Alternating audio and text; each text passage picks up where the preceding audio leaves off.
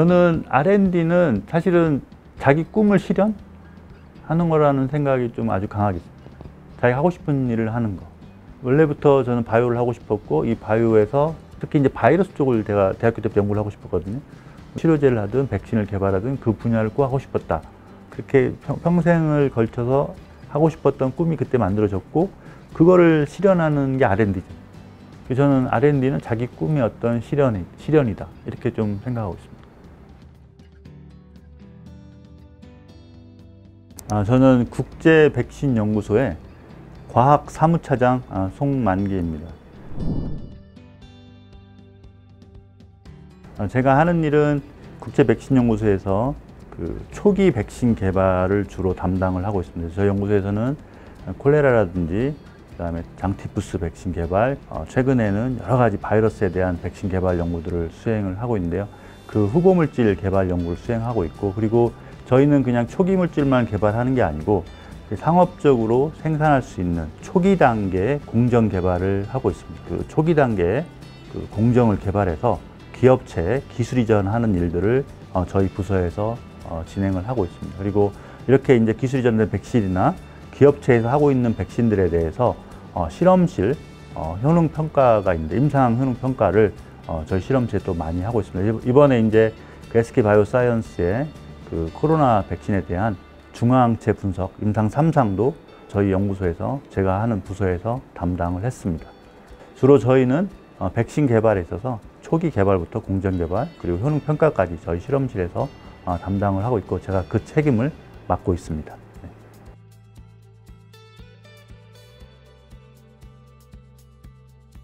국제백신연구소는 1997년에 이제 대한민국에 설립된 최초의 국제기구입니다. 처음에 저희가 이게 설립될 당시에 개발도상국가에서 상당히 많은 백신들이 필요했는데, 이 개발도상국가에 있는 여러 가지 디지즈에 대한 것들이 선진국에는 많이 없는 장티푸스라든지 콜레라라든지 이런 것들이기 때문에 백신 개발이 이렇게 많이 진행이 되지가 않았습니다.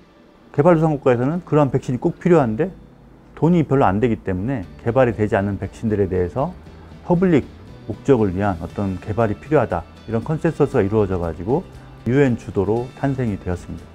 사실 저희는 UN에서 독립한 지금 국제기구고요. 전 세계 약 39개 국가가 현재 가입이 되어 있고, WHO가 IBI 설립 협정에 지금 가입하고 있습니다.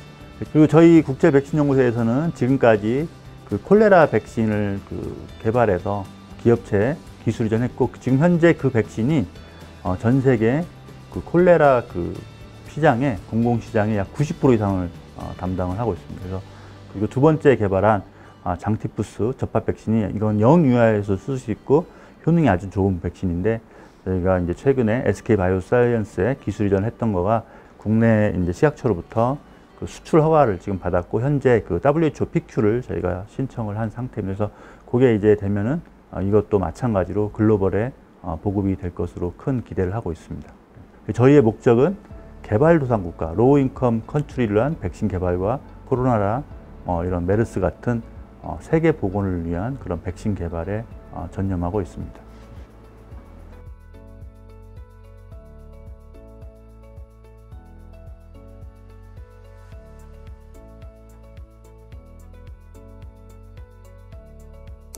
사실 저는 둘 다 상당히 중요하다고 생각하고 있습니다. 제가 백신을 하고 있지만 사실은 둘 다 쓰임이 꽤 다릅니다. 저희가 이제 2009년에 있었던 신종플루 팬데믹 때를 생각해 보시면 좀 잘 이해하실 것 같은데요. 신속하고 대량으로 대응하는 측면에서는 백신이 아주 좋습니다. 그리고 이게 또 전파를 막는 데 있어서도 백신이 큰 효과를 가지고 있습니다.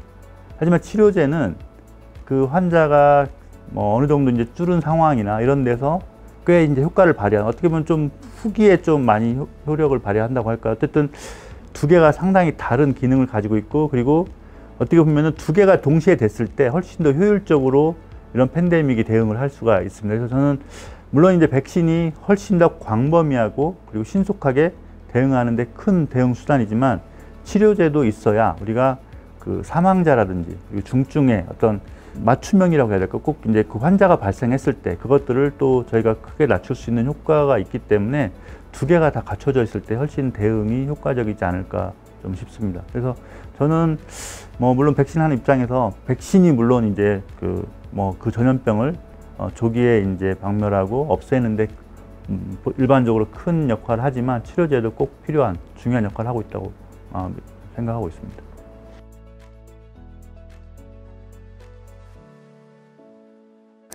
일단 이 코로나 바이러스 자체가 이젠 잘 아시겠지만 이게 RNA 바이러스로서 변이가 상당히 심합니다. 아무리 이제 초기에 사실 있던 바이러스는 지금 거의 다 사라진 상태고 이 변종들이 지금 다 이제 그 바이러스 다 대체한 상황이거든요. 그리고 백신을 처음에 이제 전 세계에 신속하게 골고루 빨리 이제 그 보급해야 된다고 주장했던 것도 이러한 변종의 출현이 바이러스가 사실 상당히 많이 전파되고 있는 곳에서 주로 많이 발생을 하고 있기 때문입니다. 그래서 이런 여러 가지 변수들이 겹치면서 지금 새로운 변이들이 계속적으로 출현하면서 초기에 만들어졌던 백신의 어떤 그 효능이 초기 바이러스에 대해서 효능이 아주 높지만 이 변종이 생긴 것들에 대해서는 많이 효능이 떨어지고 특히 전파에 대한 효능, 감염에 대한 효능은 상당히 떨어지고 있습니다. 이 코로나 바이러스는 인플루엔자보다는 좀 더 적긴 하겠지만 어쨌든 변이가 자체가 상당히 심하고 그리고 그거를 저희가 따라갈 수 있을 정도로 백신이 막을 수 있을 만큼 빠르게 보급이 돼야 되는데 전 세계에 상당히 불균형하게 이게 보급이 되면서 지속적으로 한 곳에서 변종이 계속 나오는 좀 안타까운 그런 일들이 계속 발생을 하고 있습니다.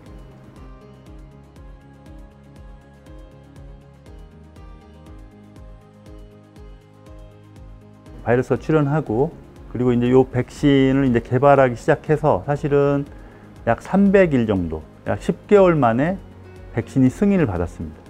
잘 아시는 그 메신저 RNA 백신이 정말 빠르게 이제 승인을 받았고 그리고 이제 그게 이제 아스트라제네카 백신이라든지 여러 백신들이 정말 빠르게 1년 반 안에 정말 많은 백신들이 승인을 받았는데 저희 이제 전문가들이 이제 이거에 대해서 보면은 처음에 상당히 많은 백신 개발에 걸리는 여러 가지 스텝이 있는데 그 중에서 독성 시험이라는 게 있습니다. 처음에 이제 후보 물질이 만들어지면 저희가 GMP 생산을 하고 그 독성 시험을 해야 되는데 상당히 많은 백신 후보들에 대해 그게 면제를 해줬습니다. 면제를 해주면서 임상을 하면서 동시에 수행할 수 있게끔 허락을 해줬는데 그 이유는 그 플랫폼 메신저 RNA라든지 그 바이럴 벡터를 이용한 다른 질병에 대한 임상을 수십 번을 수행을 해서 이 안전성이 다 증명이 되었기 때문입니다. 그래서 이제 저희가 이걸 플랫폼 기술이라고 부르는데 그런 플랫폼 기술이 확립이 되고 그걸 통한 임상이 이미 여러 번 수행이 돼서 그 독성 시험이 보통 한 6개월이 걸리는데 그게 면제가 됐습니다.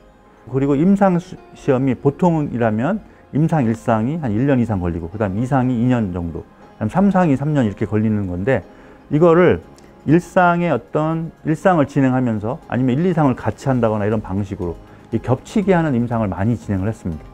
1상에서 주요한 결과, 면역원성이라든지 안전성이 딱 증명이 되면 바로 저희가 이제 2상을 진행하는, 그러니까 1년까지 기다리지 않고 겹치게 하는 방식으로 저희가 진행을 했습니다. 그렇게 해서 3상까지도 상당히 빠른 기간 안에 완료를 할 수 있었고 사실 3상의 규모를 보면 3만 명을 했기 때문에 규모 자체는 기존의 임상보다 훨씬 큰 규모로 했습니다. 그리고 아시겠지만 워낙 팬데믹 상황에서 이게 많은 사망자와 중증 환자가 나오면서 글로벌에서 엄청나게 많은 그 지원과 그리고 공동 연구가 이루어졌습니다. 그렇게 했기 때문에 이렇게 그 큰 규모의 임상이 빨리 진행이 될 수 있었던 것입니다. 그래서 제가 볼 땐 여러 가지 큰 지원 그리고 이 플랫폼 기술을 이용해서 이 독성 시험 면제 등의 어떤 단축할 수 있는 그런 것들이 되었기 때문에 이게 이렇게 빨리 저희가 개발할 수 있고 향후에는 이것보다도 훨씬 더 짧아질 것 같습니다. 그래서 왜냐하면 이제 전략을 저희가 이 플랫폼을 이용해서 생산 시설을 이미 다 확보를 해놓고 임상 1, 2상까지를 미리 해놓고 어떤 질병이 새롭게 발생하면 3상을 바로 하는 방식으로 지금 진행을 하려고 하기 때문에 지금 100일 작전 얘기도 나오고 있습니다. 그래서 향후에는 이 10개월보다도 훨씬 더 빠른 백신 개발도 가능해질 것으로 기대를 하고 있습니다.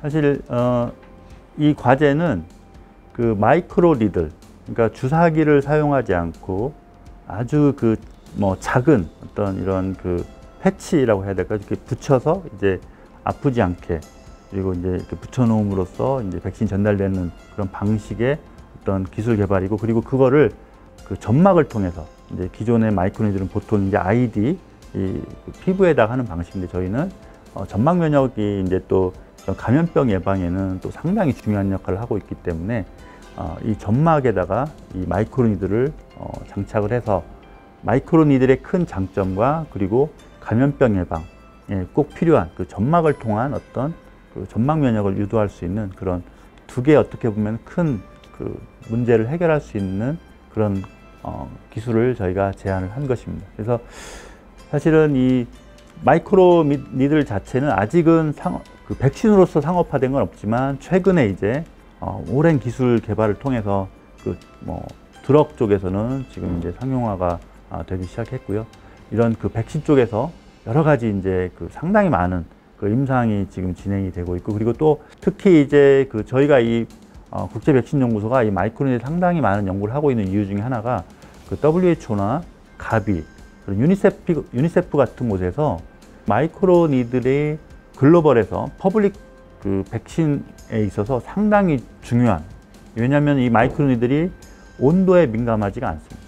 상당히 낮은 온도, 높은 온도에서도 안정하게 보관이 될 수 있고, 그리고 주사기가 필요 없기 때문에 상당히 안전하게 이 보급이 될 수 있는 그런 장점이고, 또 하나 저소득 국가에 가면 의료진이 많이 없는 경우가 꽤 있습니다. 그런 경우에 이 마이크로니들은 자가 접종도 가능하기 때문에 상당히 빠르게 공급할 수 있는 그런 여러 가지 장점들이 있습니다.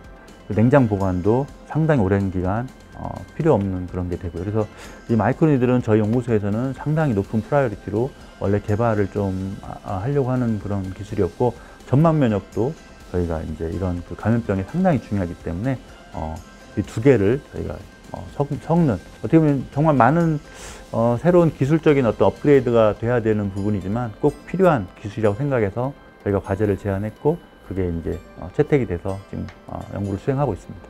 이 과제를 수행했을 때, 그러니까 성공했을 때 어떠한 임팩트를 줄 수 있느냐.